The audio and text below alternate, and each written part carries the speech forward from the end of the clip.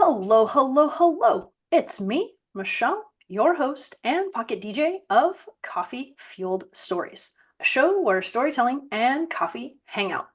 This week's special guest is host of Shadows and Ink podcast, Anita Stewart. Hello. Hi, I'm glad to be here. This is awesome. So, Anita, in addition to talking about the podcast, we're going to talk about your books because you have an awesome series of steampunk detectives, and I'm super excited to talk about that. And you have quite a prolific, like you have a lot of books out there. I was Yeah. going through your website and I was like, good Lord, we're going to have a lot to talk about. So Yeah, I've been doing this for a while and I have a lot of books. A lot of them are stories and anthologies, but yeah, there's a lot of them out there. that being said, to let the listeners know a little bit about you, in addition to being the host of the Shadows and Ink podcast, you have the Steampunk Detective series, which is like that just caught my attention instantly because like I love that as a concept. So you have Ghost, Vampire, and Headless Corpses just in the first three books. Yeah, and the new one's coming up in October. And it's going kind of Lovecraft. Ooh, okay, okay. I like that. I like that. And now, um, so to ask you some questions about, let's start with books. Let's start, how did you get into writing? Is that something that like you always wanted to do as a kid? Where have you been a storyteller your whole life? Yeah, pretty much. Storytelling and art, they kind of both went hand in hand. And I started like way back. This is before indie publishing. And so I submitted a few stories to magazines here and there. Of course, I didn't get accepted because I was new and had no idea what I was doing, as we all do when we start. And then I just kind of stumbled on indie publishing and the Lulu.com. Now that was the big one back in the day, was Lulu.com. This is before Kindle, before Amazon, before Draft to Digital, before all of those. So basically the only thing back then was Lulu.com, and it was basically just print, right? It was print on demand. So I thought, well, I think I'll try that and publish a poetry book and a book of short stories, see if anyone actually likes my writing, if it's worth pursuing as a career. And so I got both of those books were very well received, and I got very lucky and I joined a website called gather.com. It's no longer with us. It closed down several years ago, but it was sort of a news site and a site for writers. And I met a whole bunch of really talented people on that site. And in fact, Angela Eureka Smith, who some people may know from my podcast and Crystal Lake, as well as her Bram Stoker award-winning books. I met her on that site, and we have been friends ever since. So it's that was kind of like a good start for me because it was a good place to nurture writing and experience and learn things from people who knew more than I did at that time. So I really got lucky in the beginning of my career with that. And that sort of put me on the indie publishing route because I've never actually gone the traditional route except for some of the anthologies I've been in, because I really never had to. Because it's like, okay, they like my books, they're still buying them, I'm selling them. Why would I go to the trad and get less money? It's like, yeah. Right? And it also satisfied my need for control. So Totally. yeah, it worked out. I mean, and the original books that I put out, well, they weren't like professional quality. Let's face it, the original indie books probably were a little less than professional. But this is why I think indie publishing is good because we learned from the ground up how to do it right. Yes.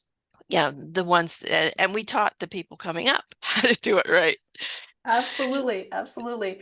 I like to say indie authors, indie publishing, those who have been indie published, it's kind of very punk rock because you just kind of you learn as you go, and sometimes the end product isn't quite what you hoped it would be, but you're still proud of it. So you can be like, you know what? It's not perfect, but damn it, I did it. And that's okay, you Yeah, know? yeah. And the good thing is that you can go now. I mean, back in the when I started, it was I call it the Wild West of the indie publishing. Is like we were just kind of learning as we went, and we were learning from each other too as we went, and getting ideas. And so, but now you can actually go into groups, you can talk to other indie authors and ask, well, how do you do this? And we'll tell you. So it's a Yeah. very supportive community in a lot of ways. Yeah, it doesn't seem like there's a lot of gatekeeping. Like so many people, are the whole point of it is to help other people. And Mm, that's how I view the podcast. This podcast is to help other people. Okay, well, you learned this process along the way, and now here's some information that, these authors, you, are passing on to other authors saying, hey, this is how it went. Now this is how it is now. So, like you said, learn from our past experiences, and now here's a way to be successful. So yeah, I dig and it. and so much has changed too from when I started till now too. It's like a totally different industry, which is really cool to be, it's like, I mean, people can ask me what it was like in the beginning. I said, well, way back then we did this.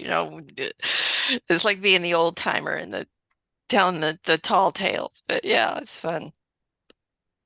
I love that. That is an excellent analogy. I appreciate that. That's like perfect. That's perfect. Like superhero. That's very much like a superhero tale. Um, so kind of in that same vein, because you have so many books out there, you also have a lot of content on your YouTube page, which is also very writer helpful, writer friendly, writer resource. Now, was that something that you decided to do because you were learning along the way and you were like, you know what, I made these mistakes, here's me helping you? How did you get into the writer resource on your YouTube page? Well, the YouTube channel was originally created, just as a way to put book trailers and do announcements and things. The usual stuff. And I didn't really do much with it in the beginning because, I didn't really know too much about YouTube at that point. But the, I started to get into doing hosting a couple of podcasts, not podcasts, but panels for a few of virtual conventions I was doing. And so I thought, well, that might be something interesting to do some author interviews. And this was right around the pandemic. I think I started before the pandemic doing the interviews. But then the pandemic hit and everybody didn't have places to go for live events.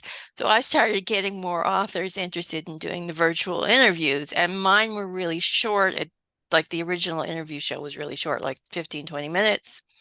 So it was quick and easy. And it was actually excellent for people, newer authors who wanted to do interviews, but they didn't have much experience. So started out helping the newer authors, especially do the interviews and help with their book promotions. And then I thought, well, I was seeing these newer authors, especially in Facebook groups, asking all these questions. And I'm going, well, I may as well just take some of the things I know and put them in a YouTube, make some content, and help some of these people who might need some help. And that's kind of how that started. I mean, again, it's being very sporadic over the years. And it hasn't, I have got YouTube videos lined up, ideas to do, just I haven't had the time lately.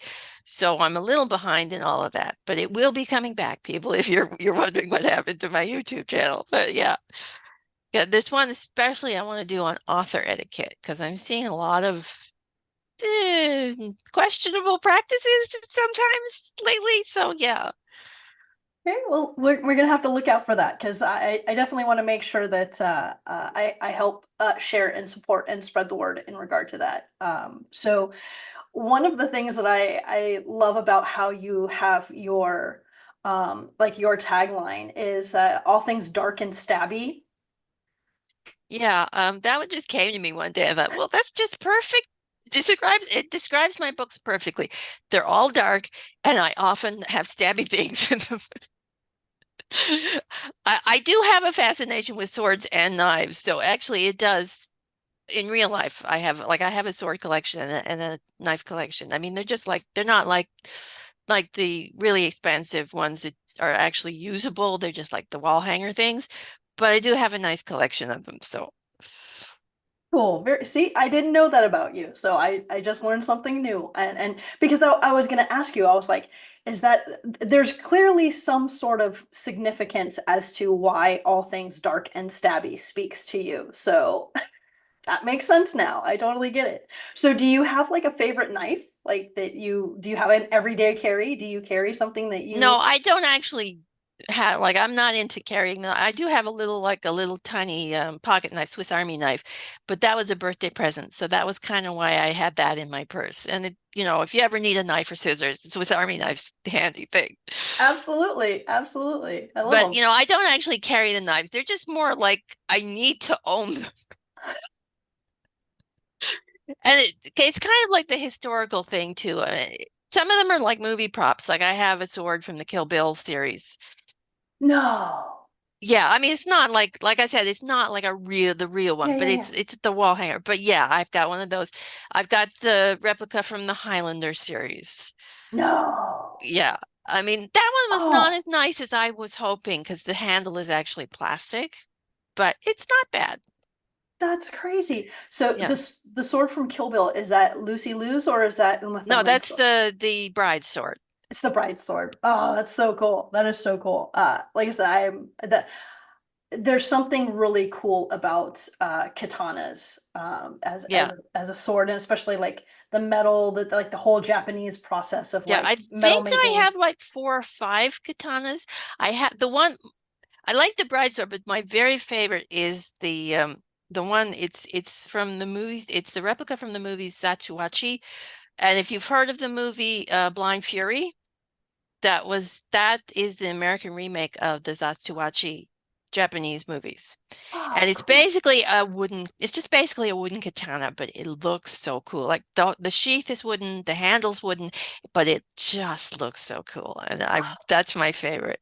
That is so cool. You'll have to send me some pictures so I can put them in like with the promo. That would be like really, really, really cool.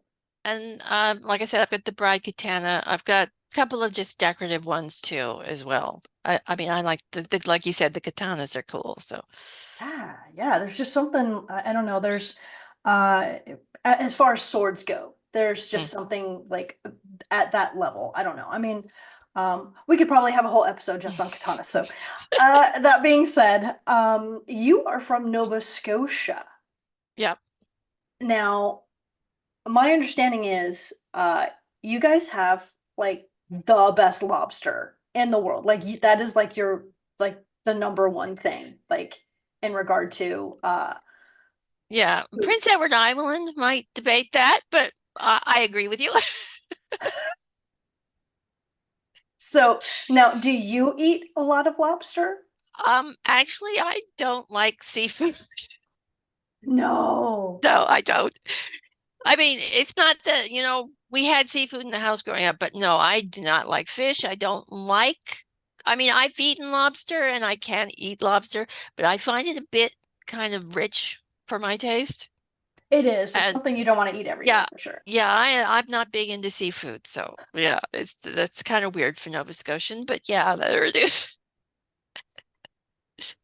I am surprised. I'm very surprised because, like I said, seafood is very fresh, Oh cold yeah, I water. mean, you So can't go anywhere in Nova Scotia without finding seafood. You got scallops and lobster and clams and whatever. It's all over the place. But yeah, no, I don't like it. don't eat I mean, seafood. I can eat some of it if I have to, sort of thing. Is like, but no, it's not my choice in food. No. Okay, so when you did the oyster saloon then, Okay, for yeah, that was totally inspired by Max Miller's tasting history. Okay. I love that YouTube channel, Max Miller's Tasting History. I have his cookbook back there too, by the way. Um, and I seen the episode. He had an episode on the history of oysters and oyster saloons. That was one of the episodes, and he mentioned it, as being in Britain, and it was just around the time period. I thought, I'm just gonna throw that in. just because I want to put in that on the tasting history. And I actually put the tasting history bit in the dedication. So that particular Yes. story is dedicated to Max Miller and tasting history. So then, are So you a that's fan kind of? of that's an Easter egg, really, is what it is. Oh,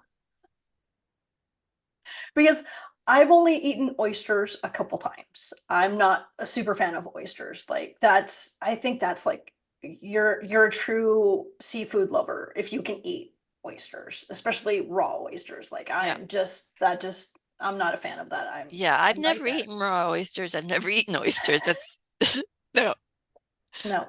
But you do mention Tabasco, so I do have a question about That I Tabasco. do like. Okay. I was like, I'm a big hot sauce fan and hot peppers.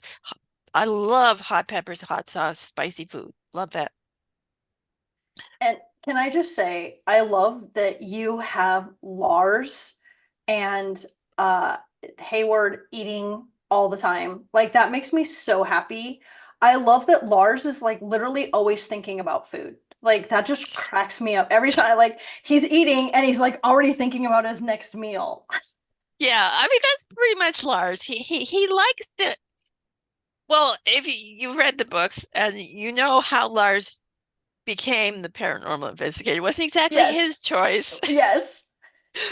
So he kind of like he sort of supplements his emotions, I think, with the food. So And he's a hungry guy. He's yeah. definitely he it Well, definitely enjoys. that when I envision Lars, that's kind of how I envisioned him.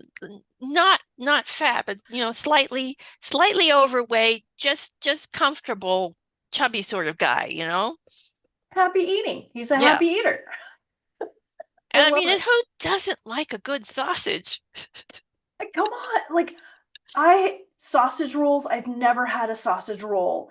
And Uh-huh. I love British detective shows. Like we have Acorn TV and BritBox, and they're always talking about sausage rolls on these shows. And I'm just like, Mm. one of these days, I am going to eat a damn sausage roll. One of these days. Yeah, I mean, yeah, I kind of grew up on the British mysteries and British TV too, because I mean, Canada got a lot of we get a lot of British shows in Canada from different when especially when I was growing up. It's not so much now, but because everything's gone to the streaming. But yeah, when I was growing up, you would get these shows on the CBC or you get them on CTV and and of course PBS always had them too Yes. with Masterpiece and everything. Yes. So I grew up watching a lot of British TV. So especially British mysteries. And I grew up reading Agatha Christie mysteries and um, Ruth Rendell and the other, oh, Marjorie Allingham and, oh, I can't remember the third, no, not PD James. The one who wrote, oh, I can't remember her name. Oh, I can't remember her name, but she wrote the famous set of mysteries. Um, and so I read her as well. So it was like the female mystery writers. I read them as a kid. I loved them. So That's awesome. And your I'm just gonna call it the your steampunk detective series. I know that it has a proper name, but I like to call it the steampunk detective series. So I please don't think I'm being reductive with that. But I really enjoyed the writing and it had that classic feel of the old school detective stories. And I love that you use pish posh in there.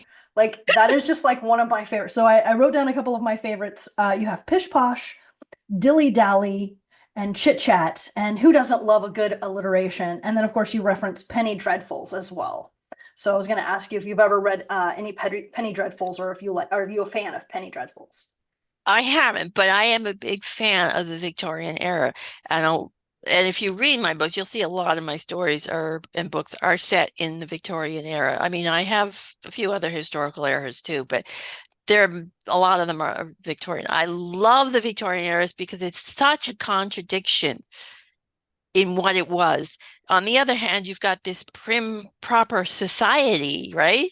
That most people, that's what they think of when they think of the Victorian era. But if you really research the history, it is so dark and so creepy, and there's so much terrible stuff underneath that prim and proper society. It's a fascinating era in history.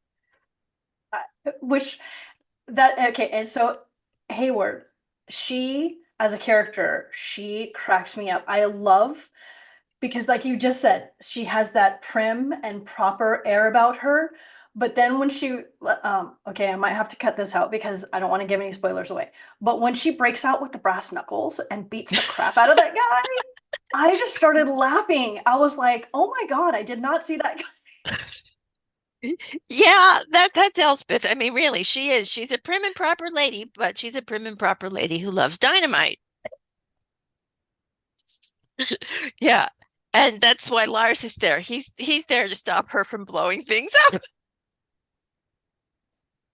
I love and the pair of them are perfect and hilarious. Like when she goes to approach someone, when she's getting ready to, she has that not confrontational, but she's just very direct. And then he kind of softens things. So he's kind of, let's get more flies with honey than vinegar.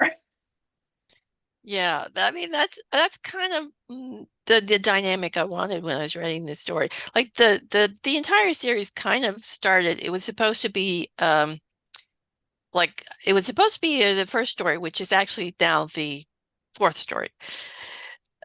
There's a weird history on how that happened, but the first story I wrote was Rivalry and Steam Monsters, and that's now the fourth story in the series, which is coming out in October. And that was supposed to be a submission for a Sherlock Holmes type anthology. The idea for that anthology was that not direct Sherlock Holmes stories, but stories about the world around Sherlock Holmes in a steampunk setting. So it was like, so I thought, well, wouldn't it be interesting to show us to write a story about rivals of Sherlock Holmes, another pair of consulting detectives in the same world of Sherlock Holmes, which is how the original story started. But unfortunately, that anthology never materialized. It just kind of died on the vine due to some troubles with the publishing company. So that particular story just kind of sat in the back of my head for a while. I mean, the entire story had been written, and I thought, well, maybe I'll do something with it someday. And then a few years ago, I came back to it, and I thought, well, wouldn't that make a nice little, cute little short story series? And so I started writing the series, and the first story was supposed to be Shadow and Scarlet, but it just wasn't working as the first story. So I was writing The Ghostly Tower at the same time, and I was trying, well, this just isn't working. I don't know what's wrong. And then I just said, well, what if we just switch the stories, make Ghostly Tower the first one and Shadow and Scarlet the second one? And then suddenly everything just kind of clicked into place. Anyway, so that's how that started. And then I wrote Headless Corpse as the third one, and Rivalry and Steam Monsters is actually going to be the fourth, because the ending of that particular story, and if anyone, when people read this story, the answer to the end of that is yes.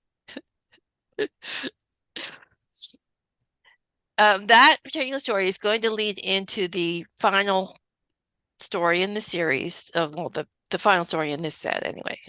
And that will be the culminate the entirety of what's been going on in the series, especially regarding Sherlock Holmes. Okay. And I love that she gets so pissed when she reads the paper too, by the way. It's like and Willoughby is awesome. I love the little automaton Willoughby. Yeah, he's totally based on Jeeves from Wooster and Jeeves. Awesome. That's awesome. I So was gonna yeah, every time I write that character, I see Stephen Fry, from the TV uh, in my head. So yeah. that's awesome. Okay, so I was doing a little bit of research on Nova Scotians, and I heard or I read that the term blue nose is the common phrase for Nova Scotians. Now, do you use that or is that just an internet thing? Um, well, that is kind of what we're referred to, but generally by people who don't live in Nova Scotia.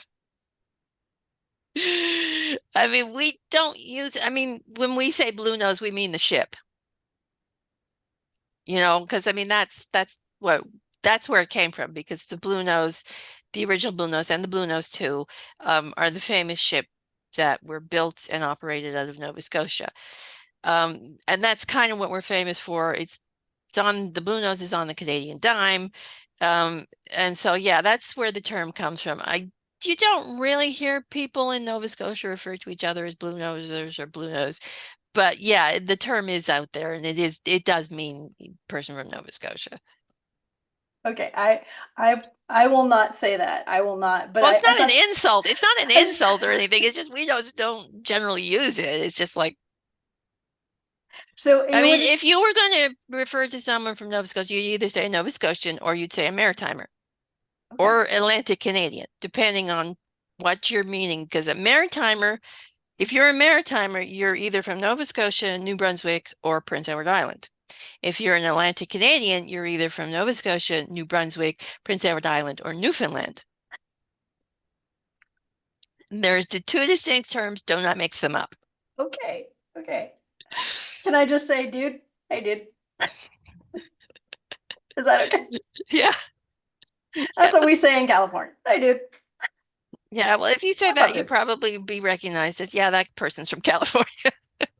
They are not a blue nose. All right. That being said, so in regard to doing the Shadow and Ink podcast, so you had your own YouTube channel. You were doing your writing resources. You have a lot of writing, a lot of stories out there. Now, how did you get into podcasting, so to speak? Well, that, like I said, I was doing this virtual convention called Brains to Books. It's no longer operating because the organizer decided that was it. She wasn't going to do it anymore, which is understandable because it's a lot of work. Because I volunteered the last few years with that. It is a lot of work. Um, but I was guessing on panels for that particular thing, and I was running, like organizing a couple panels because I was volunteering to organize the horror genre for that convention, and I was organizing the panels. But I was someone else was supposed to host. Angela, who was the organizer, was supposed to host them because she was doing panels, and there was a few other people who were doing hosts. If you didn't want to host your own the panel, unfortunately, another one of the volunteers who happened to be one of her best friends passed away. She had had cancer, and so of course she could not do that hosting. She was pretty much a wreck, and we all understood. So we had to step in. So I had to step in and do the hosting. I was absolutely terrified at that point because I'd never done any hosting, but it actually was a lot easier than I thought it would be. And so that's kind of how I started in hosting. Like I kept doing a few panels for a few more conventions because another convention sort of um, came out of the Brains to Books convention that didn't last very long either. But I did a few hosting panels for them, and I did a few panels of my own. Like I did one for the Author Tube Writing Conference on steampunk and other punk genres, which actually is still very popular video on my channel. For some reason, I don't know why, but people like that one. And I've done a few other panels just on my own, like the one on historical fiction and fantasy was a really fun one because I got one of my favorite authors. Um, oh, geez, what's her name? I can't remember any author's names now. It's Olivia. She wrote the Regency Fairy Tale series. Um, yeah, I can't remember her last name. Okay, I am sorry, Olivia, that I forgot your last name. You are my favorite author, though, I promise. Um, Ogilvy. Yeah, yeah, Olivia Ogilvy. Thank you. My brain kicked in. Yeah, she also won Spiffbo with her Small Miracles book. Uh, so yeah, uh, and she agreed to come on the panel. So that was a fun one for me because yeah, despite my lack of memory, I do love her work. You really should go read her books. They're fabulous. They're like cozy fantasy. Ooh, I'm gonna write that up. So Olivia, we're gonna send this to you, Olivia. Let's see. But yeah, Yeah, she's really talented. She's just her and her husband just are doing a fantasy. I'm not sure if that's the steampunk one or not because I can't remember because she's got a lot of series in the works too. So I've got a lot of things to look forward to reading from her. But yeah, so she's just got a new series coming out, and she did a Victorian one too, The Witch Would Not. That's also on my reading list. So yeah, so that was a highlight for me doing that panel because that was a fun one too. Because there was a bunch of history nerds. We got together, we had some fun, That's awesome. and the horror panel I did that went out of control from about 5 minutes in and just kept on going.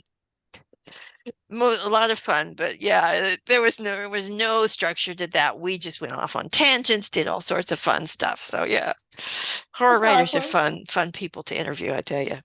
Totally, totally. I love talking with them. Yeah.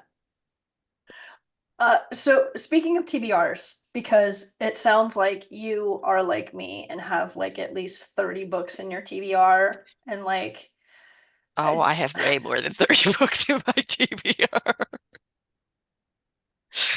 there just isn't enough damn time. Oh, all my Ah, freaking author friends keep putting books out. I mean, I gotta go and read these books they keep putting out. They sound so darn good.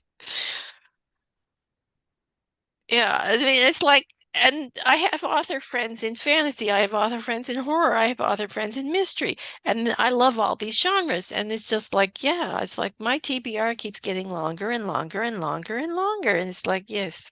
And then I love reading true crime, so they're in there too. So yeah. I know. I'm like you. I have certain genres and I have I like to because I can't afford to buy all of the books, and I would definitely not want to ask everyone to send me all of their books. So I have we do the what do you call it? Libby from the Mm. library. And I accidentally stumbled into my TBR in my Libby, and there's 23 books just in my Libby alone. Yeah. Oh my God, I have so many Yeah. books. Yeah, well, that's one of the perks of being an indie author because you know when all your friends put their books on sale. Right? Yeah, so it's like, yeah, that's in my wish list. Oh, now they have it on sale. Let's go buy that, or Right? or it's on their free if they're in Kindle Unlimited. They've got it on a free day, so yeah, let's go put Yeah, that in the yeah. totally. Oh my, I know. I hope I don't ever become, what is it, Meredith Burgess in the Twilight Zone episode where it's just him in the books Mm. and it's like the end of the world and it's just him in the books and then he breaks his glasses and I'm just like, oh no, that could never Yeah, happen. Like I don't yeah. ever want that to happen. Every bookworm that had glasses watched that episode thought that was the scariest thing possible. Totally. Oh my God. Okay, so on that note, when can we expect new material from you? Or do you, I know you have some free things available on your website. Like your website is really awesome, by the way. You have all kinds of goodies out there. You also on your website, the Longhurst. At the end of the book, you were like, "What happened to Longhurst?" And then you click here, and then there was the PDF because you had mentioned about Yeah, you weren't able to kind of fit it into the headless book. yeah. Well, I had never actually planned to tell the rest of Longhurst's story, but one of my readers asked about it, and I thought, well, okay, let's write a little scene, we'll tell the Longhurst, and we'll. And I couldn't actually, like I said, because the headless corpse had already more or less been planned by that point, and I really wasn't in a place to put it in the story. So I just added an extra scene and put it at the end of the book. And if anybody who wants to know what happened to Longhurst, well, you can. Click on that link. And Yep, and I did. I had fun designing the letter. So That was a really cool letter. I was like, "Oh, what's that?" So yeah, that was a bonus. So that's where I'm going. Your website has lots of bonus things on it. You have merch, you have all of the books. That's where all of your books are listed.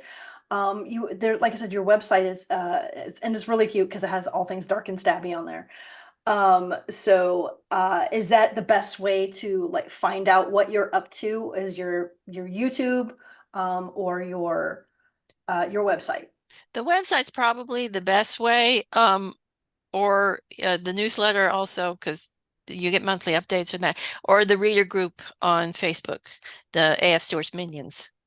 Okay, check Yeah, all that because out. I you also get the stuff I do from for Pen and the Damned and the Ladies of Horror photo prompts. I always share those links in the reader group on Facebook.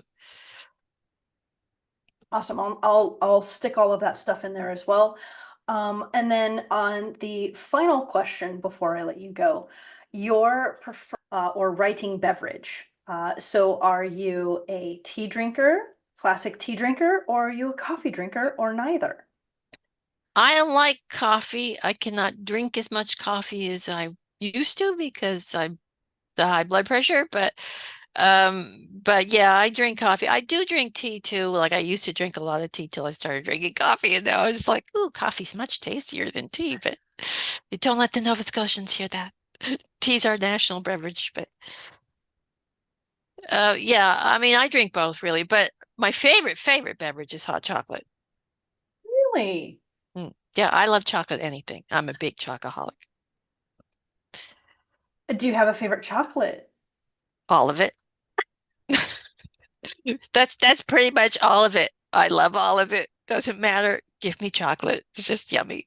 Chocoholic. I love it. I love it. I had no idea. That's awesome.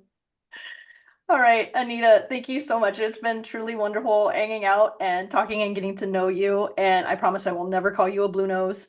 On that final note, could you please say the tagline of Go Forth and Be Magical? Go forth and be magical.